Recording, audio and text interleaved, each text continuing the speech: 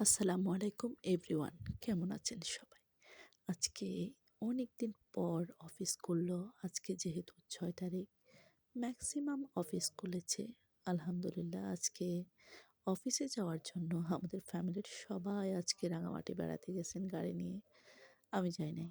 আমি শুধুমাত্র অফিসে যাওয়ার জন্য আজকে ঈদের পর প্রথম সবার সাথে দেখা হবে এবং নতুন ঈদের একটা আমেজ থাকে।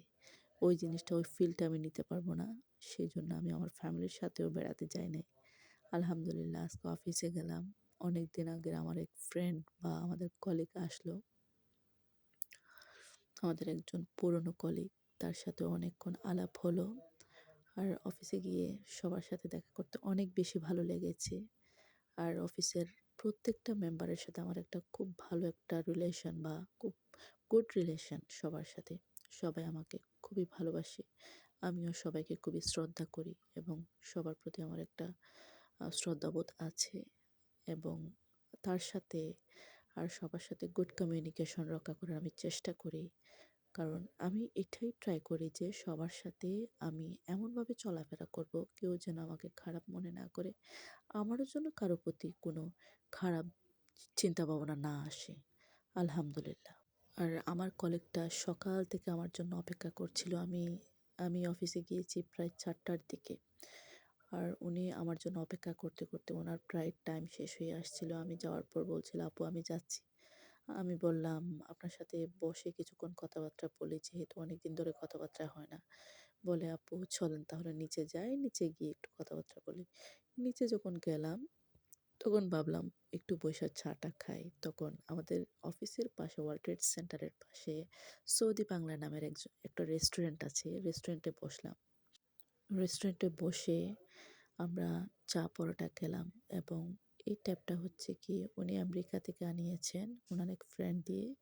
তো আমাকে বলছিল, "আপু, আমি একটা ট্যাব আনিয়েছি।" আমি বললাম, "ট্যাবটা একটু আমাকে দেন দেখি, আমি একটা নিবো, যেহেতু আমার প্রয়োজন আছে একটা ট্যাবের।" আমার খুব বেশি শখ নেই, বাট প্রয়োজন আছে। প্রয়োজন ছাড়া আমি কোনো কিছুই নিই না। আমি শখের বশে কিছুই করি না। আমি যাই করি প্রয়োজনের স্বার্থে করি।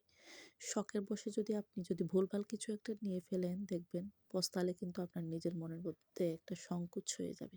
সো আমি চাই না আমার মধ্যে কোনো সংকোচ তৈরি হোক।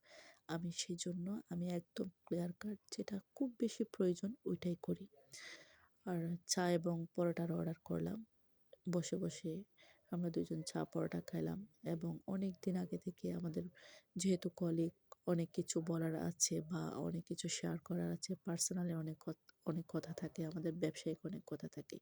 সবকিছু মিলে আমরা কথা বলতে আর উনি বাসায় চলে গেল। আমি এদিকে অফিসে চলে আসলাম। আর অনেকদিন পরে দেখা তো। আর ওনার সাথে আমার খুবই ক্লোজ বন্ডিং, আমার বন্ধু হিসেবে, কলিগ হিসেবে। ওনার একটা বাচ্চাও আছে। আমরা অফিসের কোনো প্রোগ্রামে গেলে উনি বউ-বাচ্চা সবই নিয়ে আসে। উনি আবার হিন্দু। সবই নিয়ে আসে এবং আম আমরা খুব মজা করি। পাশাপাশি উনি আমাকে অনেক রেসপেক্ট করে। একজন রেসপেক্ট করে সেরকম একজন বন্ধু যদি আপনার পাশে থাকে না, আপনার মনে হয় যেন সবকিছু বিশ্বাসের জায়গা ওখানে। আর উনি আমার কলিগ হিসেবে আমাকে এতটাই রেসপেক্ট করে বলার মতো না। আলহামদুলিল্লাহ। আমি আমার সারাউন্ডে যাদেরকে পেয়েছি সবাই অনেক বেশি ভালো মানুষ। আমি একজন খারাপ মানুষও পাইনি। আর যদিও বা খারাপ মানুষ থেকে থাকে এর মধ্যে, আমি জানি না, কেননা আমি কারো সাথে খারাপভাবে আমার কোনো পরিচয় নেই।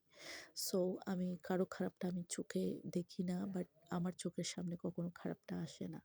তাই আমি সবাইকে অনেক বেশি রেসপেক্ট করি, আমাকেও অনেক বেশি রেসপেক্ট করে। আছে না, ট্রিট ফর ট্রেট। আমি যদি কাউকে ভালো কিছু দিই, সবাই আমাকে ভালোবাসবে বা ভালো দিবে। আর আমি যদি কাউকে সম্মান করি, সবাই আমাকে সম্মান করবে। আমি যদি কাউকে কিছু দিয়ে থাকি, আমাকেও দিবে। আমার কাছে ভালোবাসার জায়গাটা খুবই ক্লিন। আমি যাদেরকে পছন্দ করি, যাদেরকে ভালোবাসি, তাদেরকে আমি মন থেকে ভালোবাসি।